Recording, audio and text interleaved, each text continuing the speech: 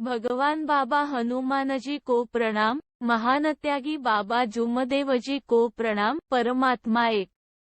माझा अनुभव। माझे नाव राकेश भाऊलालजी नाने आहे।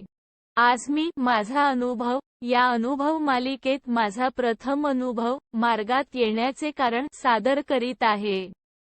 माझ्या कुटुंबात आई, वडील, एक भाऊ, 3 मोठ्या बहिणी आणि मी असे एकूण 7 सदस्य होतो।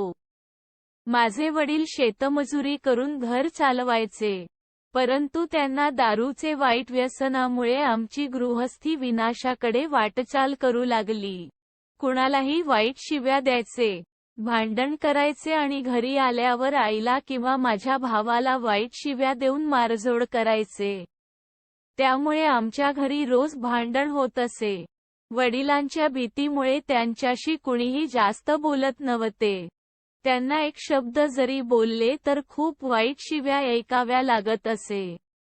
वडिलांच्या व्यसनामुळे मजुरी करून घर चालविणे कठीण झाले होते। त्यामुळे आम्हाला एका वेळेचे जेवण सुद्धा नशीब होत नव्हते।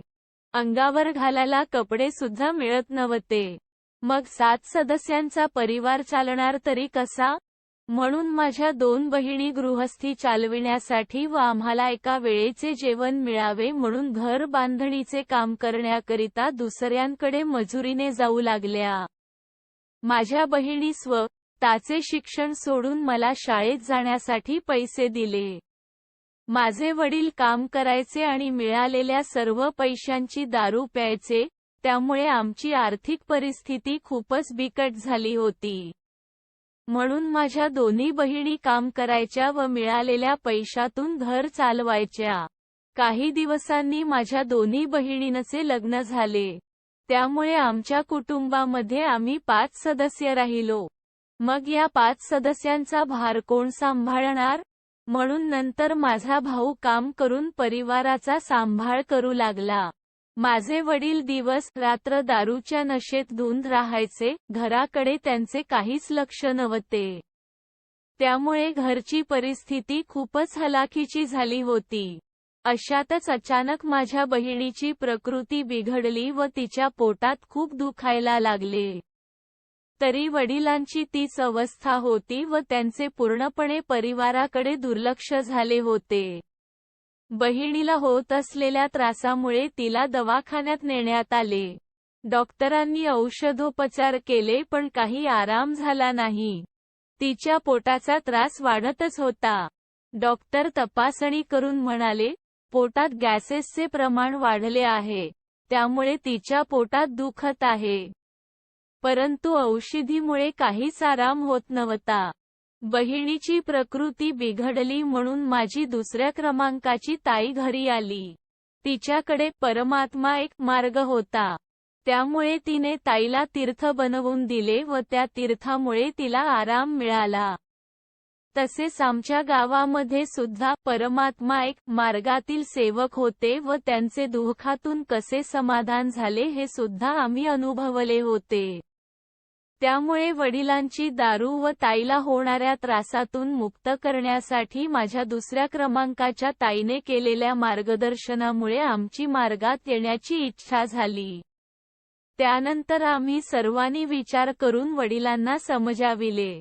या मार्गात दारू पिणे सोडावे लागते तरच कार्य मिळतात असे त्यांना सांगितले। तेव्हा वडीलसुद्धा तयार झाले। नंतर आम्ही सहपरिवार दांडेगाव येथे मार्गदर्शक बावनकरजी यांच्याकडे गेलो। त्यांनी आम्हाला सुंदर असे मार्गदर्शन केले। 4 तत्व, 3 शब्द आणि 5 नियम यावर सविस्तर माहिती सांगितली। आम्ही बहिणीच्या दुःखाबद्दल त्यांना माहिती दिली व डॉक्टरी उपचाराने आराम होत नाही असे सांगितले। नंतर मार्गदर्शकांनी आम्हाला घराची साफ-सफाई करून 11 दिवसांचे साधे कार्य दिले। त्यामुळे 11 दिवसांच्या कार्यातच ताईच्या पोटात होत असलेल्या असह्य वेदना नष्ट झाल्या व ती पूर्णपणे बरी झाली। तसेच वडिलांना असणारे दारूचे व्यसन सुद्धा सुटले। त्यामुळे घरातील वातावरण आनंदमय झाले। समाजात आमची गेलेली प्रतिष्ठा स्थापित झाली व केलेल्या कष्टाचे फळ आम्हाला मिळू लागले। अशा प्रकारे भगवंताच्या कृपेने आमच्या परिवारातील संकट दूर झाले. मार्गातील नियमांचे तंतोतंत पालन केल्यामुळे आम्हाला योग मिळाला व माझ्या भावाला पुणे येथे एका कंपनीत नोकरी मिळाली. त्यामुळे आमची आर्थिक स्थिती सुद्धा मजबूत झाली. आमच्या मार्गात येण्याचा उद्देश सफल झाला. आज जर आम्ही मार्गात नसतो तर माझ्या परिवाराची काय गत झाली असती हे सांगणे कठीण आहे. मी, भगवान बाबा हनुमानजी व आपले सद्गुरू महानत्यागी बाबा जुमदेवजी यांचा खूप ऋणी आहे. त्यामुळेच आम्ही आज सुखी समाधानी जीवन जगत आहोत. लिहिण्यात काही चूक भूल झाली असेल तर भगवान बाबा हनुमानजी व महानत्यागी बाबा जुमदेवजी यांना क्षमा मागतो. नमस्कार. नाव राकेश भाऊलालजी नान्हे. पत्ता एकोडी तजी गोंदिया. मार्गदर्शक श्री बावनकरजी, दांडेगाव. परमपूज्य परमात्मा एक सेवक मंडळ वर्धमान नगर, नागपूर. सर्वांना माझा नमस्कार.